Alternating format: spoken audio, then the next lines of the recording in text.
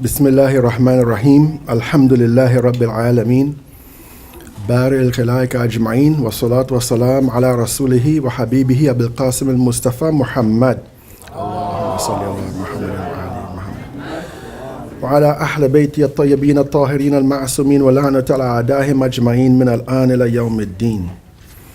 السلام عليك يا أبا عبد الله وعلى الأرواح التي حلت بفنائك. عليك مني سلام الله أبدا ما بقيت وبقي الليل ونهار. السلام على الحسين وعلى علي بن الحسين وعلى أولاد الحسين وعلى أصحاب الحسين. السلام عليكم ورحمة الله وبركاته جميعا.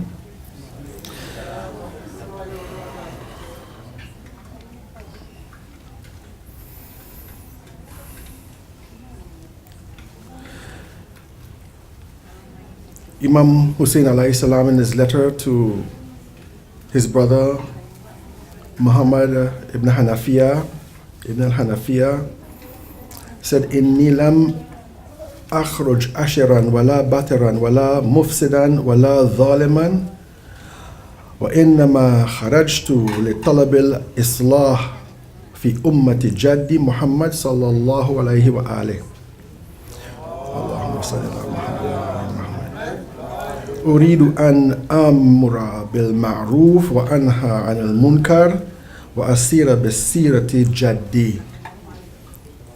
So he says, indeed I am not rising up out of conceit or pride or arrogance, not out of purposes of corruption or oppression, but indeed I'm rising up to seek the reformation, the correction of the ummah of my grandfather Muhammad sallallahu alayhi wa alayhi.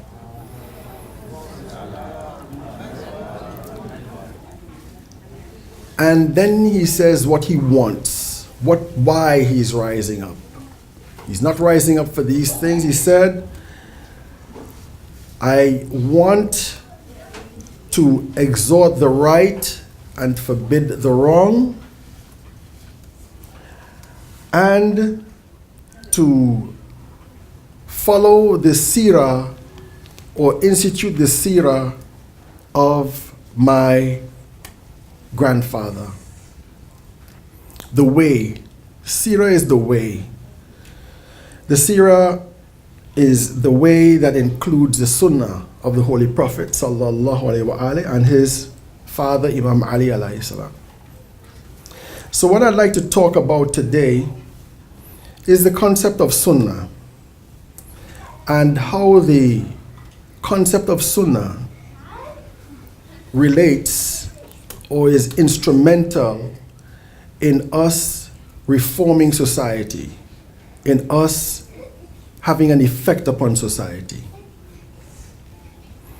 Now, Sunnah really means simply to institute a custom or a practice. This is Sunnah. And there are two ways or two aspects of Sunnah, two meanings of Sunnah, if you want to say it this way. The first meaning of Sunnah is what we all understand in a formal sense, being the Sunnah of the Holy Prophet sallallahu alaihi wasallam. This is clear for all of us.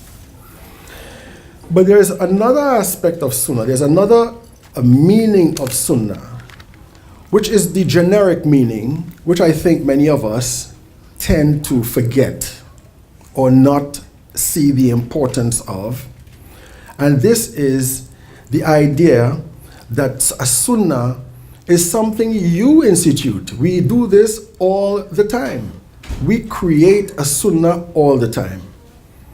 For example, you have a statement by the Holy Prophet sallallahu alaihi wasallam where he says, whoever establishes a good Sunnah that people follow even after him, whoever establishes a good Sunnah that people follow after him, that person will get the reward for it as well as the like of their reward for performing it. So you establish a good practice, Because you establish this, you get a reward for it. And all those people who behave like you, according to this, they also would get a reward, and you will get a reward for it. So it's like a waqf almost.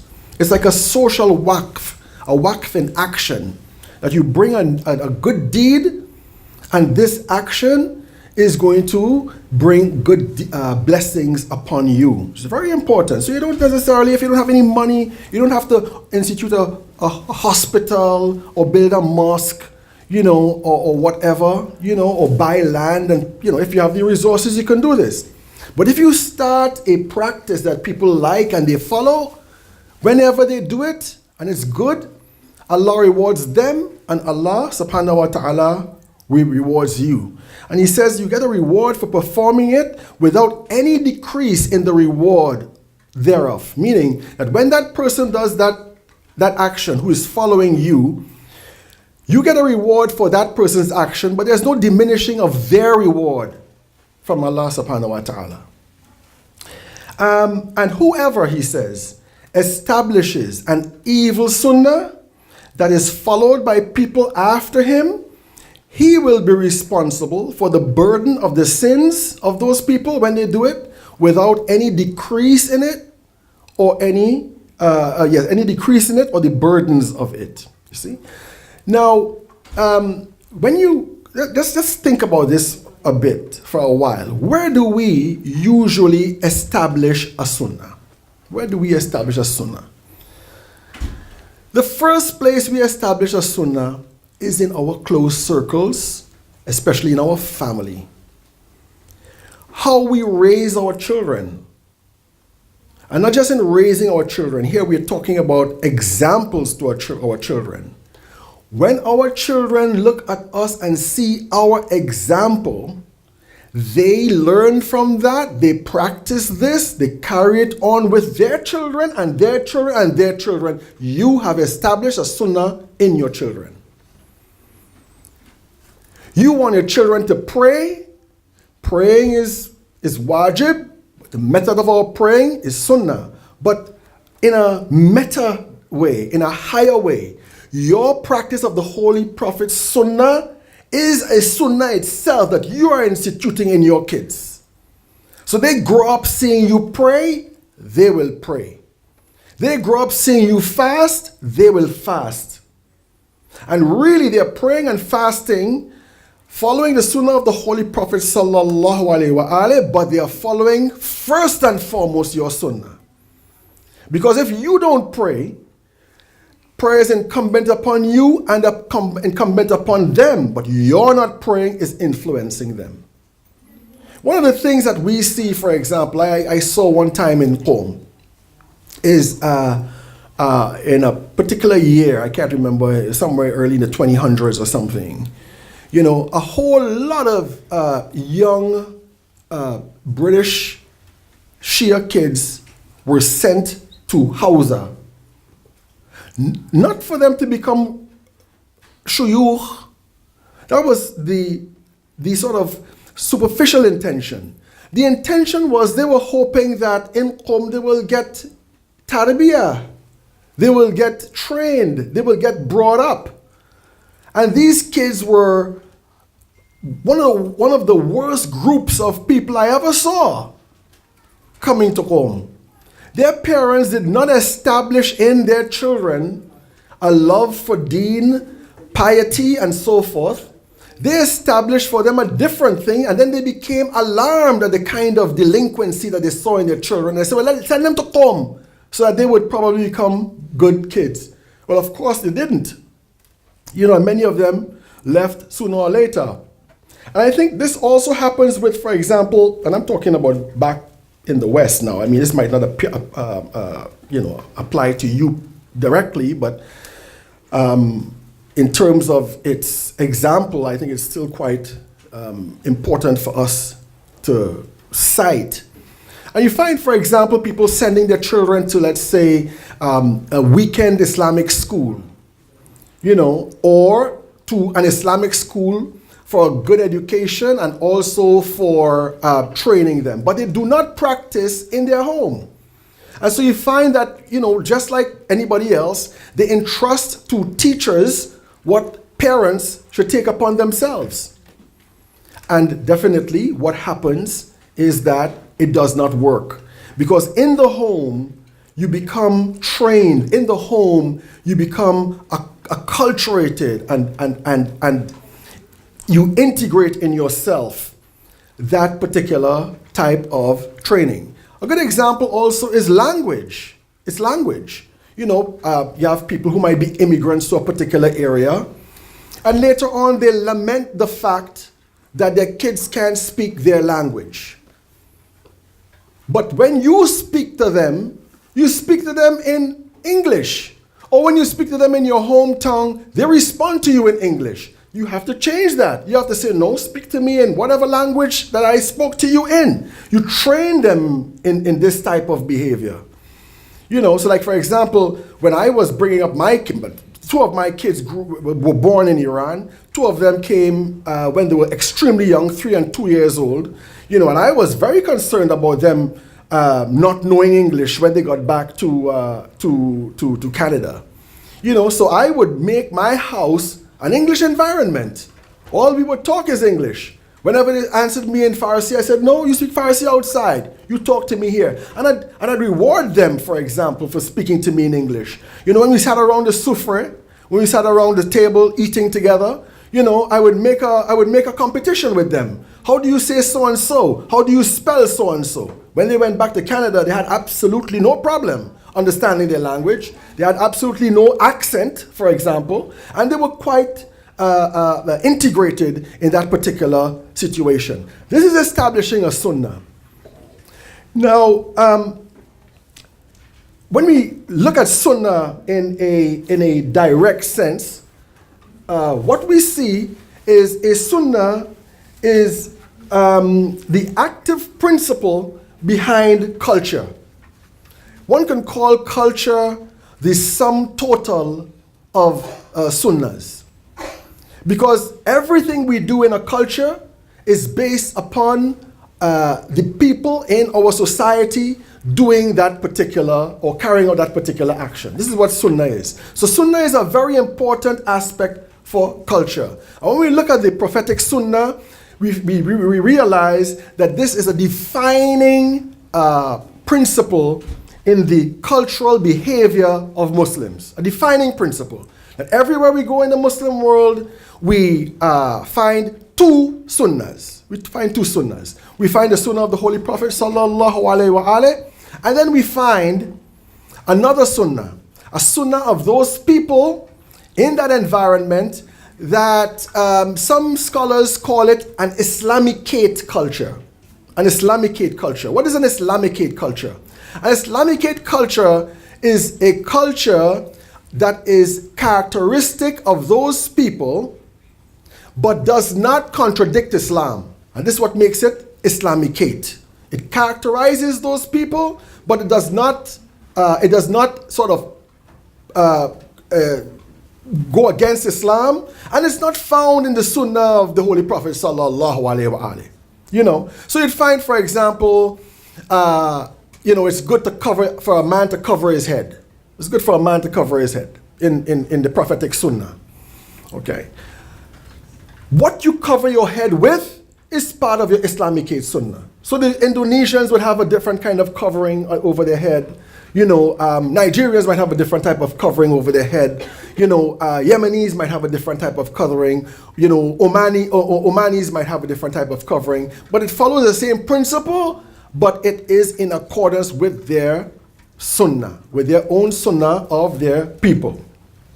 So all societies and cultures are characterized by this. And this is very important because what culture, as I mentioned before, is something dynamic.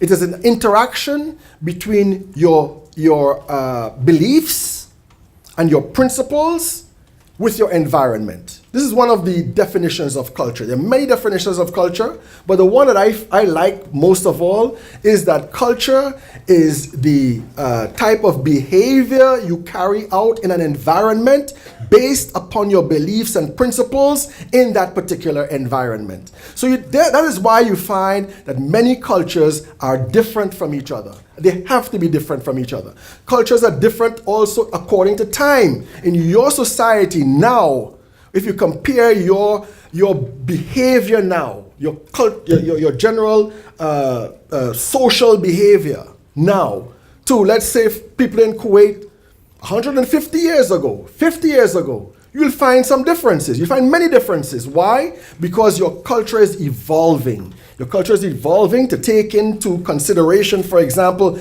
different sunnats from different environments that impact upon you. You churn it out in your mind. You come out with a new type of behavior that is not anti-Islamic, but reflects the environment and the times in which you have.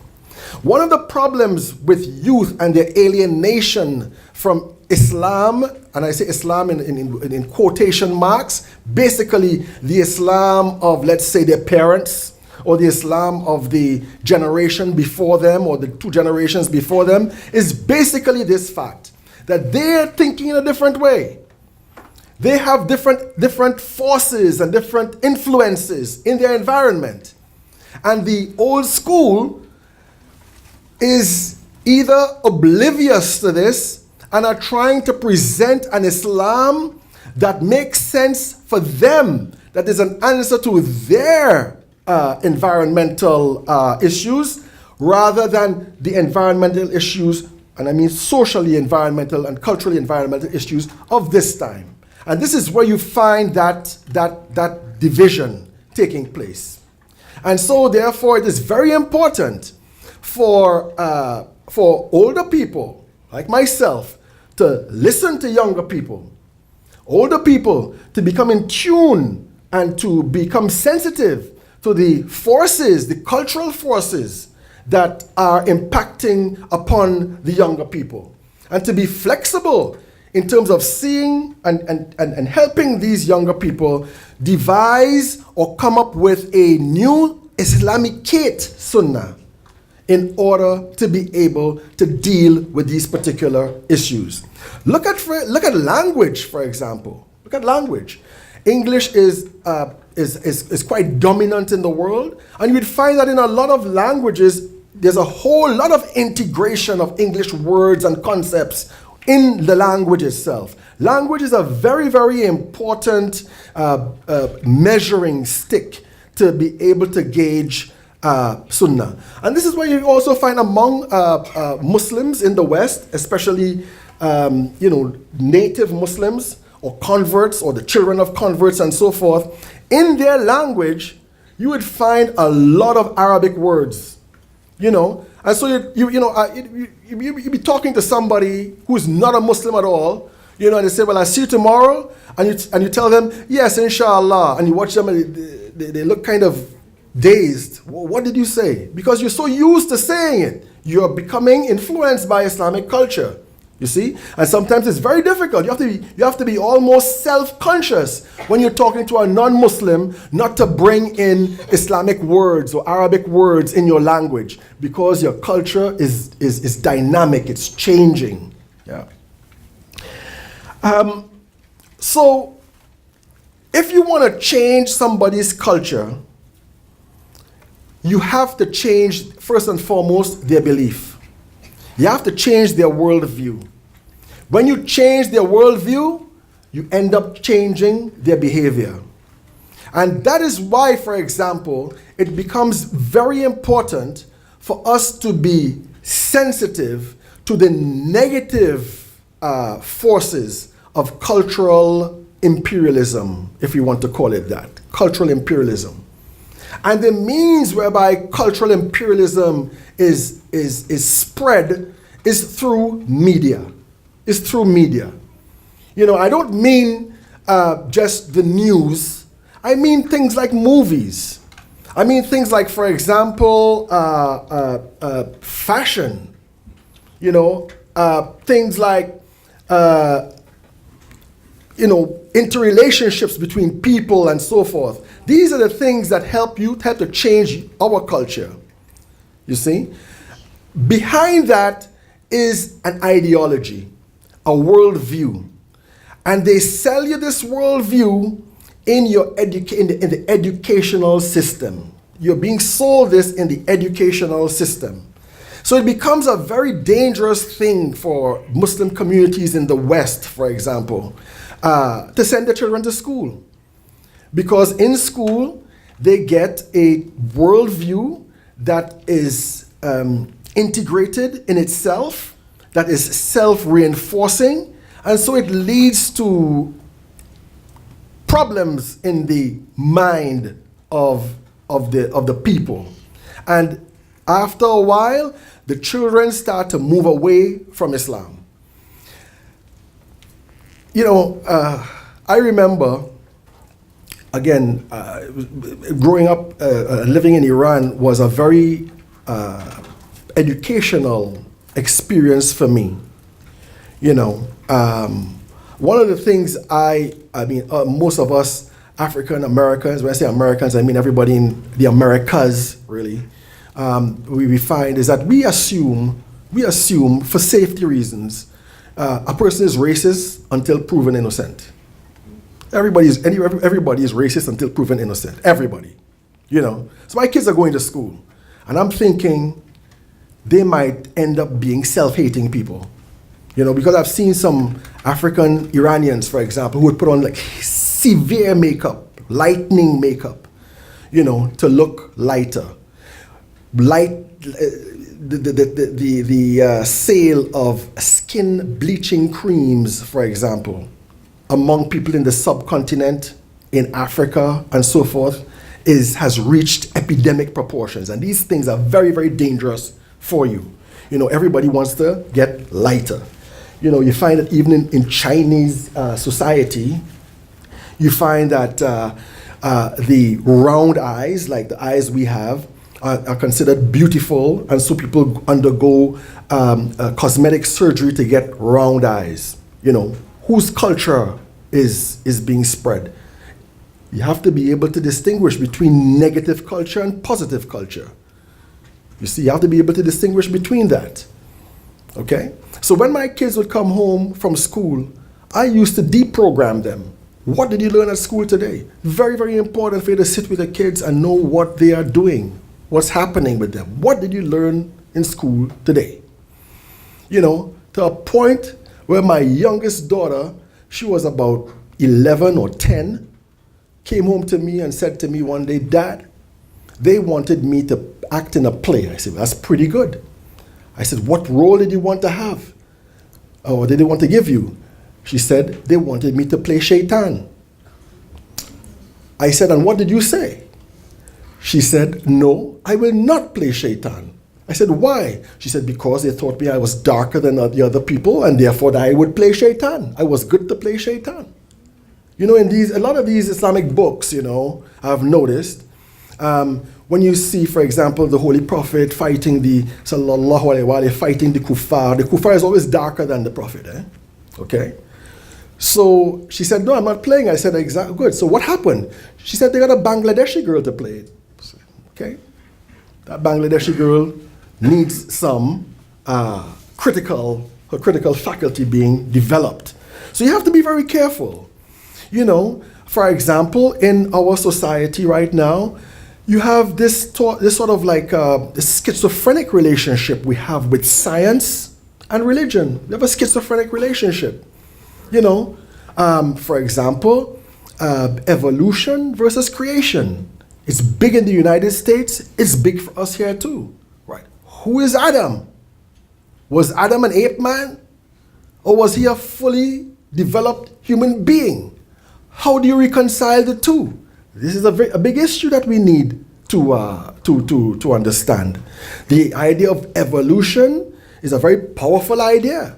I subscribe to the idea of evolution conditionally, not absolutely, but they present this as a religion. It's a belief. Remember, you're talking about idols of the modern world, that people don't bother to worship idols of stone and wood anymore, but they do worship idols of ideas. And one very powerful idea is the idea of evolution or progressivism. Okay, the worship of progress, meaning that those societies that are more progressive are more true, are more oriented to reality. And those societies that are not progressive are what? Backward. They don't know the truth. And so you find, like, for example, in places like China, they teach you, what's the name of the president of China? I can't remember his name right. Xi Jinping thought. They want to inspire or instill Xi Jinping thought among the Muslims and say his thought is better than the Quran, for example. You see? So you have these critical junctures, I would call it, where people are in a very, very problematic position. And this is something that we have to start talking about, trying to resolve, trying to explain, trying to understand. Because if we don't, what happens is you tend to believe that which seems to conform with your reality, or you tend to believe those things that seem to make more sense, that have a better way of explanation. And we have not yet, properly explained this type of thing. The Big Bang, we tend to, the Big Bang is real now.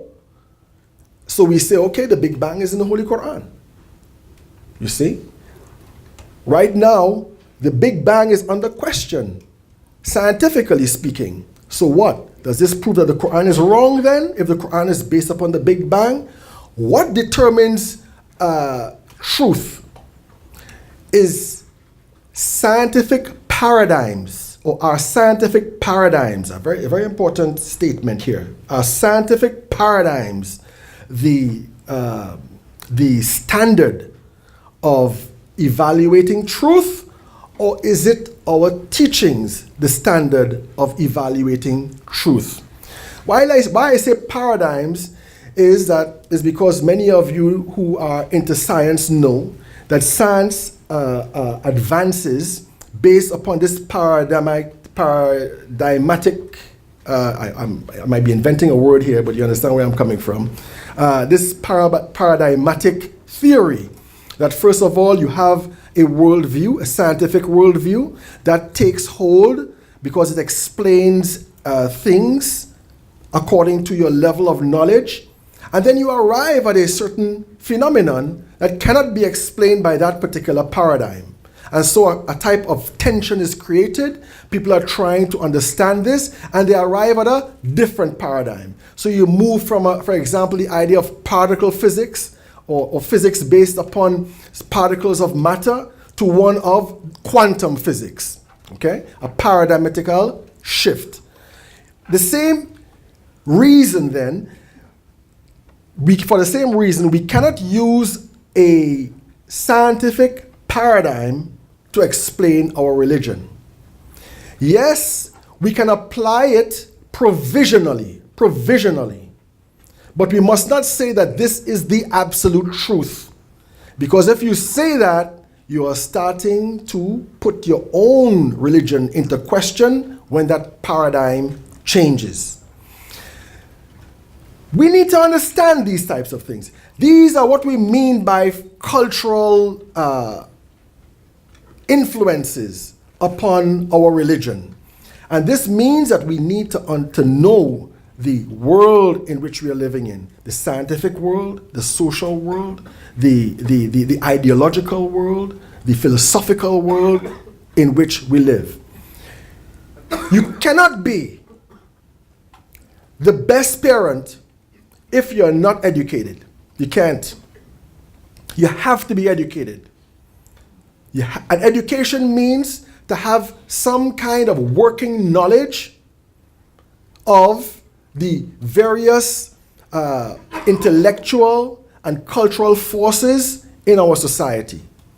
You have to read the newspaper. You have to know what is happening on television. You have to know what is coming in social media and so forth and so on. You know, you have to be your friend. You have to be your friend on your children's social media or the Facebook and so forth. They have to friend you. You know, so you should be able to follow them. You should be able to know where they're coming from and so forth and so on. Give salawat to the Holy Prophet Muhammad and his family.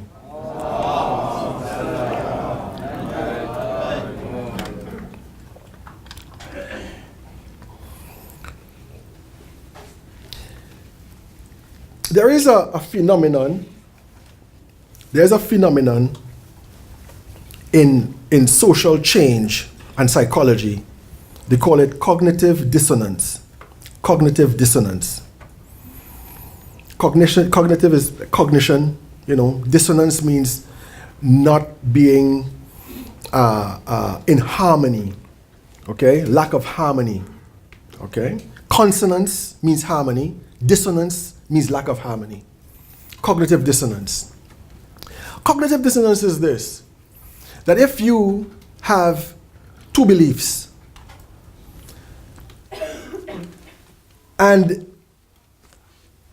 or if you have, let's go back. If you have one belief and you are encouraged to act according to another belief, what happens is that your belief becomes weaker. Your belief becomes weaker. There were some experiments made psychologically where they would take somebody who has a strong belief. Let's say, for example, somebody strongly believes in liberal democracy. And we'll tell that person, look, we'll pay you to get up in front of a crowd and defend dictatorship. It doesn't matter if you believe in it or not. We want you to get up in front of a crowd, in front of a class or something, and defend the right of societies to have dictatorship and for dictatorship to be the best form of social governance. And what they found is that after those people did this, their beliefs in liberal democracy will become weaker. Why? Because a cognitive dissonance was set up.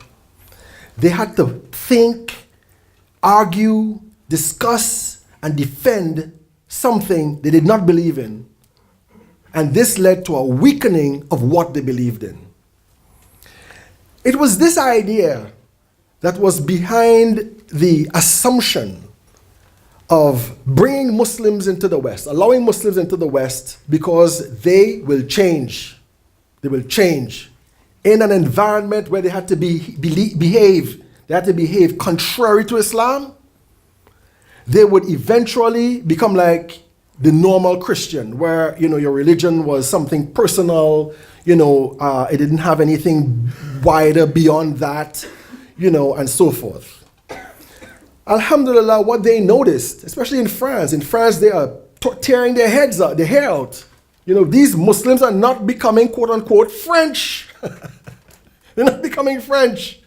Not becoming French meaning not they can speak French, they consider themselves French, but they're not becoming agnostic.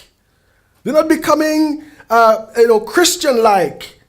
They're still wearing that accursed hijab. They're still wearing niqab.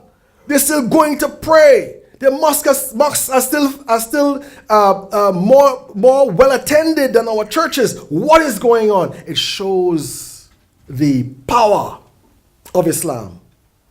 But we do have our wounded, and we do have our victims who have fallen to this. Our Islam is there. It's vibrant, but it's still also wavering because of this cognitive dissonance. And this is why Allah says, let there be a community among you to exhort the right and forbid the wrong. Let there be a community among you, and they're the ones who are going to be successful. Because social environments of people who support an idea or a worldview This empowers you because it eliminates cognitive dissonance, as opposed to you being surrounded by a different type of thinking and just existing in that particular environment and acting according to their intentions and to their expectations. And so, for example, some of you all will be going into the West and so forth, or from there, or live there. One of the very important things that we need to do is establish Islamic communities. Not just a community that is an amorphous thing, no. Communities that are concentrated in areas where we go to school together, where we see each other, where we shop in our own shops and so forth, in order to maintain this. This is one of the reasons how, for example, Hasidic Judaism survived in the West. When you look at Hasidic Judaism, it's very much like Muslims. The women wear some kind of hijab, their men dress in a certain distinctive fashion and so forth. That could not survive if you were just living alone somewhere in downtown Manhattan or something like that. That could only survive when they live as a community.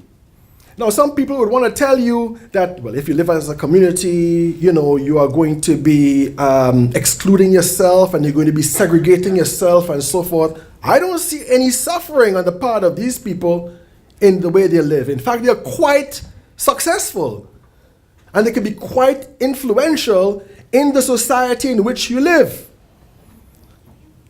Because in many of these environments, when it comes to things like voting and so forth, it all depends upon the preponderance of your numbers in a place that influences those people who can influence the government. And it becomes very important when there is a group that could influence your government or your society as a group living together in a particular area. It becomes very important if you want to minimize or eliminate the influence of that group or the potential of that group. It becomes very important to split it apart. And so you'd find, for example, that in many societies, including in some Muslim societies, they would go to the area, for example, where the Shias might be, and disperse them in the community. What are you trying to do? You're trying to make them lose their influence and their power. Lose their influence and their power. So it becomes very important to destroy communities. The physical existence of communities, not the people. You don't have to kill the people or anything. You have to just take them out of there and move them out or move people in. Move people in. And you find this happening in New York. You find it happening in London. It's called, in this case, gentrification. Gentrification. You might find a West Indian neighborhood, and later on you find, for example, which rich white kids moving into that neighborhood. Next thing you know, you don't have a neighborhood anymore. You find the same thing in New York City, gentrification. Eventually Harlem itself is changing. Harlem is not as black as it used to be. This is gentrification. Well, what it does, it disempowers a community. You find among the Muslims, for example, we are all existing in a state of, let's say, complacency. Complacency in the Muslim world. We exist in a state of complacency. You grow up in that environment, you become complacent. But if you're in this environment and people like you come together and you form your school or you live close together, you represent those people who could change society. You represent those people who could do Amr Ma'ruf and Nahy Anil Munkar and also be one of those who are successful. Give salawat to the Holy Prophet Muhammad and his family.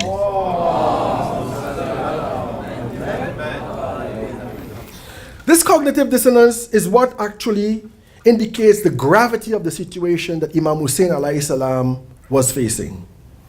Because the ruler of the Muslims and the supposed Khalif of the Prophet sallallahu alaihi wasallam was acting and behaving in a manner opposed, not different, but opposed to the Sunnah of the Holy Prophet sallallahu alaihi wasallam. He was acting against the rules of Islam. And he was emphasizing and enforcing that you accept and support that as the Islamic ideal, as the way it should be. So it's not surprising, for example, for these Muslims who are opposed to Imam Hussein alayhi salam to be praying 5 times a day and still think that praying behind Imam Hussein alayhi salam was haram or that he was going to go to hell. Where was this coming from? This was the product of cognitive dissonance, of being faced with a powerful anti-reality and thus making a choice because they were not able to sustain that particular belief outside of social support. For this reason, for example, why Muawiyah became powerful. Muawiyah changed the whole hierarchy, system of spiritual hierarchy. Those who were above and higher in the true spiritual hierarchy, he cursed them. Imam Ali alayhi salam, he cursed them. He made them look as if they were not good Muslims. You know, so you'd find that people would come from Syria and come to Medina or go to Kufa and be surprised that Imam Ali alayhi salam was somebody who prayed, for example. He created a cognitive dissonance among them. So what Imam Hussein alayhi salam did was to destroy this cognitive dissonance. And the way he did it was to show its bestiality, to show its savagery, to show its lack of mercy. In this dramatic sense, he shattered this cognitive dissonance and thus made people much more susceptible to true Islam. Give salawat to the Holy Prophet Muhammad and his family.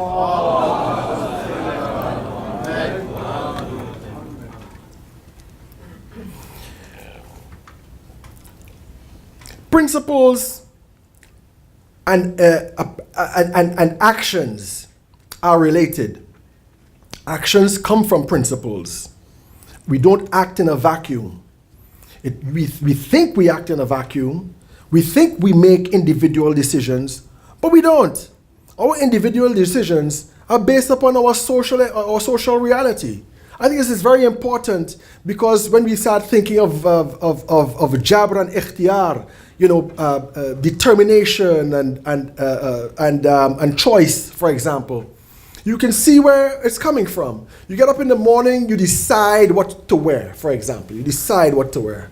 But when you go outside, you find there are millions of people dressed the same way, made the same decision, made the exact same decision. Why is this? Because the social environment dictates what we follow, gives us our choices. Who are the ones who run the fashion industry? It's a very good question. Who are the ones that run the fashion industry? What makes you give value to a Gucci bag or a Louis Vuitton bag? Who gives you that value? It is based upon a social type of control. Look at, for example, these hipster trousers that guys wear. I haven't seen much of it here, but I'm sure it does exist, right? Trousers that are halfway down on their thighs or something, all right? Where do you think this came from? This came from prison. This came from prison. And in fact, it was African American subculture because 1 in 3 African American youth will see prison time. 1 in 3. Okay? And in prison, you're not allowed, in those days anyway, you were not allowed, now there's the orange jumpsuit, you know, but in those days you had like shirts and trousers. You were not allowed to wear belts because you could hang yourself, you could hurt yourself or hurt somebody else. So people will be walking around with their trousers somewhere halfway down their waist. When they came out of prison, remember, 1 in 3 see prison time. You're talking about a powerful cultural behavior. The guys in France and Italy saw this and said, you know what? This is a great idea. It's a great idea. You know, it falls right into our gender fluidity type of idea, if you know where I'm coming from. And so they decided to institute this, and now everybody is wearing these types of trousers. You have to know these things. You have to know where it's coming from. And when you know where it's coming from, you are able to change that particular thing by instituting a new sunnah. Your kids don't see you wearing this, they wouldn't wear this. When they wear it, you tell them why you're wearing this. You create for them a cultural dissonance, or a cognitive dissonance. Defend for me why you shouldn't wear it. Give them the tools, the analytical tools, to be able to judge their environment and set up your own fashion statement. And this is what creates change. Hijab. You know, now you see models on stage wearing hijab. You find a lot of fashion houses now catering to hijab. Why? It is because you've been victorious in holding out from this cultural devastation. And so they have to compromise with us and now create hijabs and hijab type of fashions for you to buy. So this is a very important thing. We have to be cultural forces with our children. We have to be cultural forces with our friends. We have to be cultural forces with our brothers and sisters. When we are cultural forces like this, then we get together, we are able to provide a cultural resistance. The struggle today, brothers and sisters, in as much as there is a strong political aspect and almost also military aspect, but for many of us, the struggle today is a cultural struggle. And we have to notice that this is our Karbala. This is our Karbala. This is the field on which we are fighting. And what we should try to do is to understand these social and cultural forces around us, to see what is good among them, that is not dangerous to Islam, we integrate them. And those that are not integrable with us, we reject them. Give salawat to the Holy Prophet Muhammad and his family. Allahumma salli ala Muhammad wa ali Muhammad. So, tonight, we commemorate the martyrdom of Imam Hussein alayhi salam. Imam Hussein alayhi salam is now alone. He has seen the valiant deaths of all his companions. He has seen the deaths of all the fighting men and young men of his family. Ali Akbar was the first to go, Aoun and Muhammad, Qasim, and now Abbas, where he cries, and now my strength is broken, my back is broken and my strength has now diminished.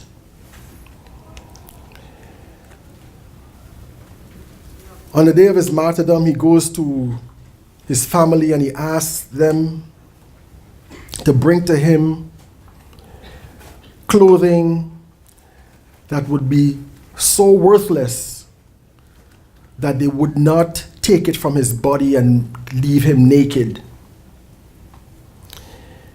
But they plundered that too after he was killed. He goes to say goodbye to his women folk, and Sakina starts to wail and weep. He clutches Sakina and tries to comfort her. He tells Zainab, he says, Zainab, you're now in charge of the women folk, the widows and the children. and to pay particular attention to Sakina because this is going to be very hard for her. After writing his last will and testament for Imam Zain al-Abidin, he mounts his horse and is about to go to battle. He spurs the horse, but the horse doesn't move. He spurs the horse again, the horse doesn't move. He looks around, he looks down, and he sees Sakina holding the horse. The horse wouldn't move because it knows the grief of Sakina. Imam Hussein, he comes down from the horse and he hugs Sakina and he tries to give her comfort. It's very hard. He holds her to his chest. Just like how she likes to sleep on his chest at night, he holds her to his chest. And the parting is one that is very hard. He remounts his horse and he goes towards the enemy. And he's crying out, is there a defender for the haram of the Prophet of Allah subhanahu wa ta'ala? Is there somebody who is a monotheist that would do what we do, that would fight for us?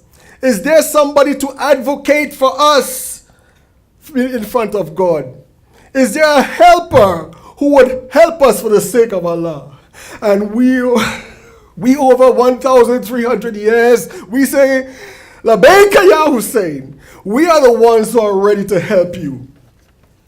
Hussein preaches to these people, to these awful people, but they would not listen. And they start to attack. Hussein attacks them, and it is said that they scatter in front of him like goats in front of a wolf. Eventually, Omar Saad and Shim decided they would shower Hussein with arrows. They shower Hussein with arrows. Arrows hit him from every side. He's now losing blood. And they smite him on the sides until he falls from his horse.